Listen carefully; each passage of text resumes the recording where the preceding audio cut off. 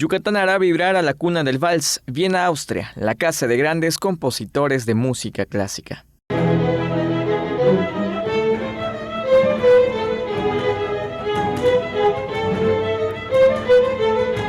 La Orquesta de Cámara Fritz Kreisler de Yucatán afinó los últimos detalles previo a su gira por Europa, donde ofrecerán 5 conciertos.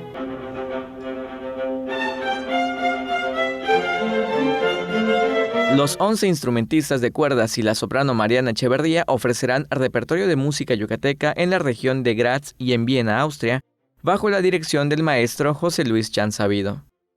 Contentos de llevar nuestra música a Austria. Estamos seguros que les va a encantar. Vamos a tener música de Cesario Chan Blanco, Gabriel Chan Sabido, Pedro Carlos Herrera López, de Roberto Abraham Afud.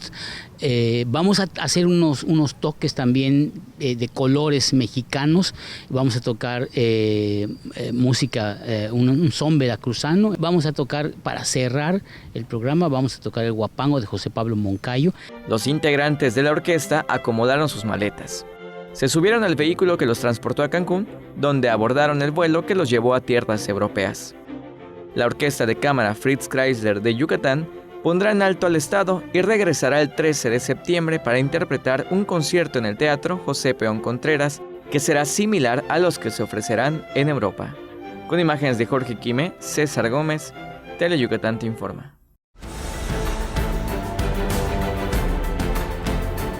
Teleyucatán te informa, lunes a viernes 3 de la tarde.